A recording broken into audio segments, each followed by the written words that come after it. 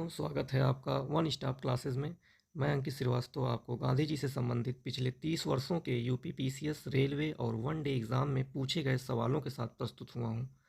जैसा कि हमने पिछले क्लास में गांधी जी से संबंधित बहुत सी चीज़ें देखी, जिसमें महात्मा गांधी का प्रारंभिक जीवन, जिसमें जन्म स्थान, पिता, माता, पत्नी, प्रारंभिक शिक्षा कहाँ से इन्होंने ग्रहण की, हाई स्कूल कहाँ से किए, बैरिस्टर की पढ़ाई कहाँ से की, और फिर जब महात्मा गांधी दक्षिण अफ्रीका गए तो वहाँ उन्होंने क्या किया, कौन सा आश्रम स्थापित किया, कितनी उम्र में वो गए, और क्या उनके साथ वहाँ पीटर मारिसबर्ग रेलवे स्टेशन पे क्या हुआ, और फिनिक्स फार्म की स्थापना कब हुई, और पत्रिकाएं महात्मा गांधी जी द्वारा प्रथम जो कार्य किए गए उसके विषय में हमने देखा। जैसे फर्स्ट बुक इनकी कौन सी थी, फर्स्ट पत्रिका कौन सी थी, जवाहरलाल नेहरू से कहाँ मिले, पहला भूख हड़ताल कौन से आंदोलन से शुरू किया, तमाम चीज़ें हमने देखी। फिर महात्मा गांधी जी पर किसका प्रभाव सबसे अधिक पड़ा, ये चीज़ें हमने देखी।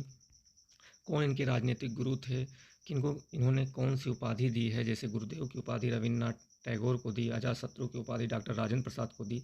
ये सभी चीज़ें हम पार्ट 1 में बता चुके हैं। और उपाधियाँ कौन कौन सी प्राप्त की, ये सब चीज़ें महात्मा गांधी जी द्वारा कहे हुए वाक्य भी हम पढ़ा चुके हैं। जैसे गलत साधन हमें कभी भी सही उद्देश्य तक नहीं ले जा सकते। गांधी जी के बारे में कहा जाता है यरदा जेल को गांधी जी ने मंदिर का नाम दिया था। ये सब चीज़ें हमने फर्स्ट वीडियो में पढ़ ली हैं। अब हम पार्ट 2 गांधी जी से संबंधित चीज़ें देखेंगे, जिसमें पहले है गांधी जी के विचार। अब हम गांधी जी के विचार के बारे में जानेंगे।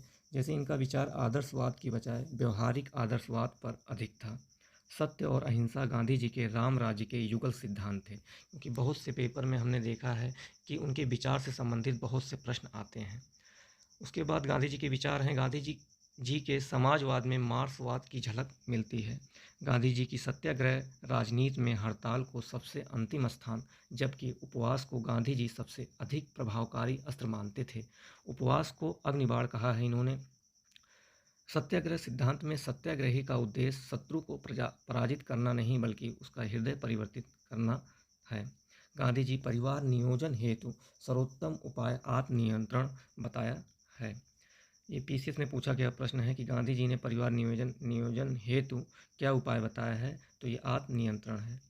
महात्मा गांधी राजनीति को सामाजिक उत्थान और जन कल्याण के लिए सक्रियता समझते थे। सत्याग्रह का अर्थ है सत्य को मानकर किसी वस्तु के लिए आग्रह करना, या सत्य और अहिंसा से उत्पन्न होने वाला बल। अहिंसा का अर्थ सत्य की प्राप्ति करना है। ये सब चीज़ गांधी जी के विचार के अंतर्गत आते हैं। अब हम उनके बुक्स पढ़ेंगे, उन्होंने कौन कौन सी किताबें लिखी। पहला है हिंद स्वराज। स्वराज शब्द की व्याख्या इन्होंने इसमें दी है, और इसी में कहा है कि भारत में ब्रिटिश शासन भारतीयों के सहयोग से स्थापित हुआ। सत्य के मेरे प्रयोग, दूसरी बुक है सत्य के मेरे प्रयोग, माई एक्सपेरिमेंट विथ ट्रुथ। मूलतः यह गुजराती में था, ऑटोबायोग्राफी है। तीसरा है इंडिया ऑफ माई ड्रीम, अनासक्ति योग। ये 4 बुक दिए गए हैं जो पेपर में काफ़ी पूछे जाते हैं, इसको ध्यान से देखिए। अब उनके आश्रम, उनके द्वारा स्थापित आश्रम को हम देख लेते हैं, क्योंकि मैच द फॉलोइंग में बहुत से बार ये प्रश्न देखने को मिले हैं। फिनिक्स जोहान्सबर्ग में है, दक्षिण अफ्रीका में है। ये 1904 में स्थापित हुआ। टॉलस्टॉय डरबन में है, जो कि दक्षिण अफ्रीका में ही है, 1910 में स्थापित हुआ। साबरमती अहमदाबाद में है, 1916 से 1917 के बीच। अनासक्ति कौसानी यूके में है, 1929। सेवाग्राम वर्धा महाराष्ट्र में है, 1936। अब हम इनसे गांधी जी के साथ कौन कौन से पत्रकार थे। लुई फिशर पहले पत्रकार थे। लुई फिशर ये भारत छोड़ो आंदोलन के दौरान इनके साथ थे। उसके बाद हैं वेब मिलर, ये सविनय अवज्ञा आंदोलन के दौरान इनके साथ थे। इन्होंने 1930 में धरसाना गोदाम पर पुलिस क्रूरता का उल्लेख किया हुआ है। अब हम पढ़ेंगे गांधी जी से जुड़े आंदोलन, किस किस आंदोलन से गांधी जी जुड़े हुए थे। इसकी और डिटेल हम आगे बताएंगे, लेकिन जिस जिस आंदोलन से गांधी जी का नाम जुड़ा हुआ था वो चीज़ें हम आपको बताने जा रहे हैं। पहला है चंपारण, जो कि बिहार में है। भारत का पहला सत्याग्रह 1917 में ये चंपारण सत्याग्रह हुआ था। और राजकुमार शुक्ल इनसे 1916 में इंडियन नेशनल कांग्रेस लखनऊ अधिवेशन में इनसे मुलाकात होती है। वहीं राजकुमार शुक्ल गांधी जी को बिहार आने के लिए कहते हैं। कारण था 3/20 भाग पर नील की खेती करना, जिसे तिनकटिया पद्धति कहा जाता था। और महात्मा गांधी जी के जो सहयोगी थे उनमें थे जेवी Kripalani, doctor Anugrah Narayan Singh, Rajkishore, H Pollock, और इसका विरोध किया था एन जी रंगा ने। ये प्रश्न, सहयोगी और विरोध वाले प्रश्न काफ़ी परीक्षाओं में देखने को मिलते हैं, इसे बहुत ही ध्यान से समझिएगा। इसी दौरान रविन्द्रनाथ टैगोर ने गांधी जी को महात्मा की उपाधि दी थी। अहमदाबाद मील मजदूर आंदोलन, इसके बाद आता है अहमदाबाद मील मजदूर आंदोलन, जो 1918 में हुआ। फरवरी और मार्च का समय था। कारण मालिक तथा मजदूरों के बीच फ्लैग बोनस विवाद। सहयोगी इसमें कौन थे? अम्बालाल, साराभाई की बहन अनसुईया। और परिणाम क्या हुआ? गांधी जी का प्रथम भूख हड़ताल सफल हुआ। इसी आंदोलन में महात्मा गांधी ने पहला भूख हड़ताल शुरू किया था। इसके बाद आता है खेड़ा सत्याग्रह, जो 1918 में हुआ मार्च में। कभी कभी क्रम बैठाने को दे दिया जाता है, जैसे चंपारण, अहमदाबाद मील मजदूर आंदोलन, खेड़ा सत्याग्रह और असहयोग आंदोलन। इसे क्रम से बैठाने के लिए कहा जाता है, तो क्रम देख लीजिएगा, इसमें बहुत कन्फ्यूजन होता है। अब हम पढ़ते हैं असहयोग आंदोलन। 1 अगस्त 1920 प्रस्ताव स्वीकार किया गया। पहले सितंबर में 1920 कलकत्ता का विशेष अधिवेशन हुआ, इसमें अध्यक्ष थे लाला लाजपत राय। फिर दूसरा प्रस्ताव कब स्वीकार किया गया? दिसंबर 1920 नागपुर अधिवेशन था, अध्यक्ष थे राघवाचारी। अंग्रेजी सरकार शैतान है जिसके साथ सहयोग संभव नहीं है, इसी दौरान कहा गया था। गांधी जी ने यही कहा था कि अंग्रेजी सरकार शैतान है जिसके साथ सहयोग संभव नहीं है। प्रस्ताव से असंतुष्ट थे एनी बेसेंट, बिपिन चंद्रपाल, मोहम्मद अली जिन्ना ने कांग्रेस से त्यागपत्र दे दिया था। सी आर दास ने भी इसका विरोध किया। इसका विरोध विधान परिषद के बहिष्कार को लेकर था। अब प्रस्ताव की प्रमुख बातें हम देख लेते हैं। सरकारी उपाधियों एवं अवैतनिक सरकारी पदों का त्याग, पहला। दूसरा, सरकारी उत्सव का बहिष्कार। तीसरा, वकीलों द्वारा न्यायालयों का बहिष्कार। चौथा, विदेशी सामानों का पूर्ण बहिष्कार। इसे ही रविन्द्रनाथ टैगोर ने निष्ठुर बर्बादी कहा है। असहयोग आंदोलन को चलाने के लिए 1921 में तिलक स्वराज फंड का गठन किया गया, क्योंकि 1 अगस्त 1920 को ही तिलक जी की मृत्यु हुई थी। अब इसके बाद देखते हैं कि 5 फरवरी 1922 को गोरखपुर में हुए चौरी चौरा कांड के बाद 12 फरवरी 1922 को बारदौली में हुई कांग्रेस कार्य समिति की बैठक में असहयोग आंदोलन को वापस ले लिया गया, क्योंकि चौरी चौरा में पुलिस स्टेशन को जला दिया गया, जिसमें कई लोग की मृत्यु हो जाती है। इसी कारण से असहयोग आंदोलन को स्थगित कर दिया जाता है। 13 मार्च 1922 गांधी जी को गिरफ्तार कर लिया जाता है और 6 वर्ष की कड़ी कारावास हो जाती है, और बाद में स्वास्थ्य संबंधी कारणों से 5 फरवरी 1924 को इन्हें रिहा कर दिया जाता है। इसके बाद आता है सविनय अवज्ञा आंदोलन। इसकी शुरुआत प्रसिद्ध दांडी मार्च से हुई। दांडी मार्च 12 मार्च 1930 साबरमती से 6 अप्रैल 1930 दांडी तक ये यात्रा होती है। इसमें 78 लोग भाग लेते हैं। दूरी थी 241 मील या 322 किलोमीटर और समय लगा था 24 दिन लगभग। ये प्रश्न काफ़ी आता है, इसको बहुत ध्यान से देखिएगा, इसे हम बहुत क्रम से लगाए हुए हैं। 6 अप्रैल को यहीं अवैध रूप से नमक बनाकर नमक कानून तोड़ा गया। सोलापुर से गांधी जी को गिरफ्तार करके यरवदा जेल में डाल दिया गया। गांधी जी की गिरफ्तारी के बाद इसका नेतृत्व अब्बास तैयब जी ने किया। ये प्रश्न कई बार पूछा गया है। जब प्रश्न को टफ बनाया जाता है तो ऐसे ही प्रश्न आते हैं कि जब गांधी जी गिरफ्तार हुए तो उसके बाद इसका नेतृत्व किसने किया। तो इसके बाद इसका नेतृत्व अब्बास तैयब जी ने किया था तथा इसके बाद सरोजनी नायडू ने किया। इसी दौरान विनोबा भावे पहली बार गिरफ्तार हुए। इसमें प्रश्न पूछा जाएगा कि सबने अवज्ञा आंदोलन में सबसे पहली बार कौन गिरफ्तार हुआ था, तो विनोबा भावे गिरफ्तार हुए थे। सरोजनी नायडू के नेतृत्व में महाराष्ट्र के धरसाना गोदाम पर प्रदर्शन हुआ। इसका उल्लेख वेब मिलर ने किया है। मद्रास से सी राजगोपालाचारी थे। केरल से इसका नेतृत्व के केलप्पड़ ने किया था। उड़ीसा से गोप चंद्र बंधु चौधरी ने किया था और पश्चिमोत्तर भारत से खान अब्दुल गफ्फार खान ने किया था। जब प्रश्न टफ बनेगा तो ऐसी चीज़ें आएंगी कि उड़ीसा से किसने इसका नेतृत्व किया, पश्चिमोत्तर भारत से किसने इसका नेतृत्व किया। और गांधी जी से प्रत्येक परीक्षा में एक या दो प्रश्न जरूर आता है, क्योंकि ये बहुत ही बड़े बड़े आंदोलन से इनका नाम जुड़ा हुआ होता है।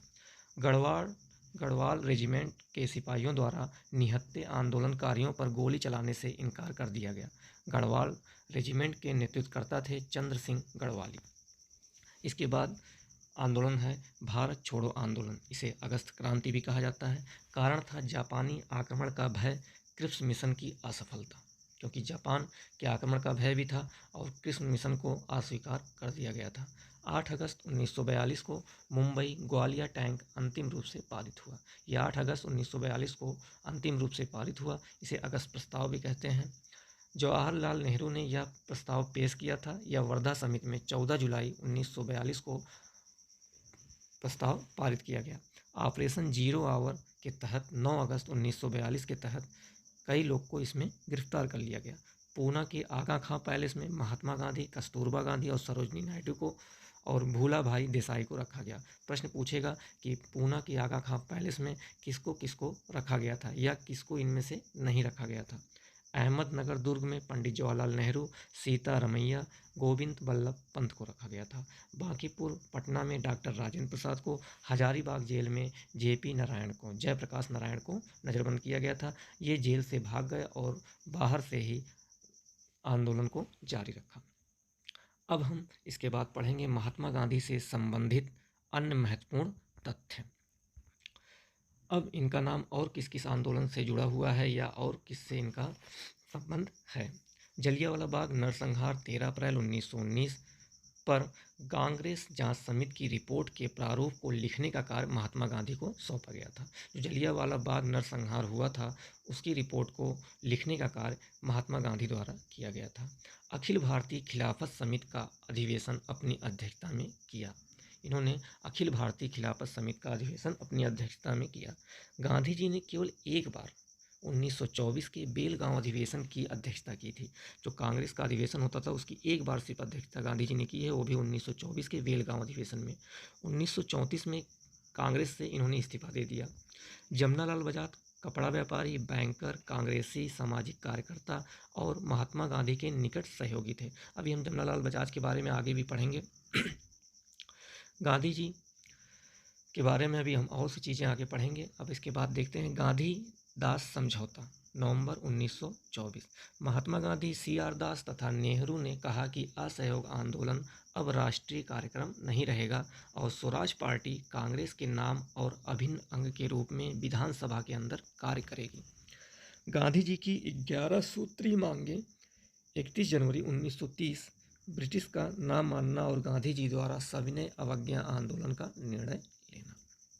गांधी जी ने 11 सूत्री मांगें अंग्रेजों के सामने रखी थी, जो कि अंग्रेज ने इसे नहीं माना, जिसके कारण से गांधी जी ने सविनय अवज्ञा आंदोलन का निर्णय लिया।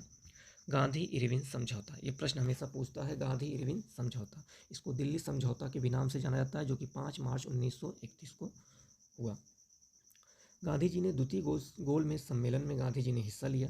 SS राजपुताना जहाज से लंदन गए और वेसंटियाना नामक इटली के पोस्ट से वापस लौटे। इसे ध्यान से देख लीजिए, गांधी जी सिर्फ द्वितीय गोलमेज सम्मेलन में ही हिस्सा लिए थे। पहले और तीसरे गोलमेज सम्मेलन में गांधी जी ने हिस्सा नहीं लिया था और राजपुताना जहाज से लंदन गए थे और वेंसिटियाना नामक इटली के पोस्ट से वापस लौटे थे। इसके बाद जब वो यहाँ आते हैं तो पुणे समझौता होता है गांधी जी और अम्बेडकर के बीच में, जो कि डॉक्टर राजेंद्र प्रसाद, PD टंडन, राजगोपालाचारी के प्रयासों से हुआ था, जो गांधी जी और BR अम्बेडकर के मध्य 26 सितंबर 1932 को हुआ। इसे पूना समझौता, पूना पैक्ट भी कहते हैं। 26 सितंबर 1932। इसके बाद आता है कृष्ण मिशन। कृष्ण मिशन प्रस्ताव, मार्च 1942। गांधी जी ने इसे पोस्ट डेटेड चेक कहा है। दिवालिया होने वाले बैंक का उत्तर दिनांकित चेक कहा है गांधी जी ने।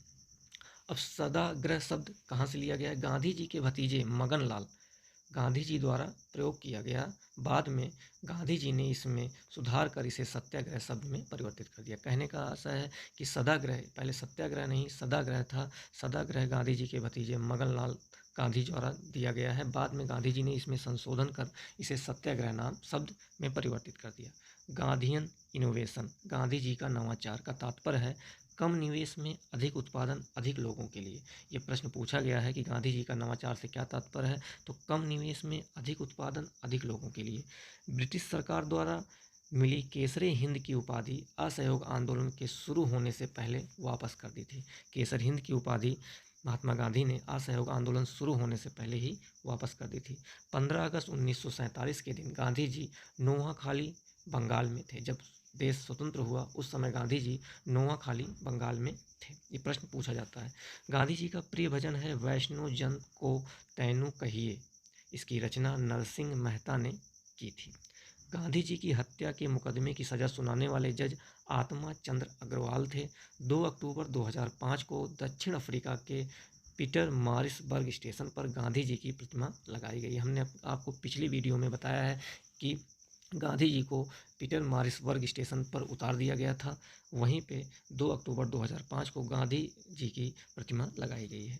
गांधी जी के 4 पुत्र थे, हरिलाल, रामदास, मणिलाल तथा देवदास, और 5वें पुत्र की उपाधि जमनालाल बजाज को दी गई थी। गांधी जी की हत्या के मुकदमा में नाथूराम गोडसे एवं नारायण आप्टे को फांसी की सज़ा हुई थी। ये प्रश्न पूछा जाता है कि इनमें से किसको फांसी की सज़ा हुई थी, तो 2 नाम याद रखिएगा। गांधी जी ने 17 अक्टूबर 1940 को पवनार में व्यक्तिगत सत्याग्रह आंदोलन शुरू किया।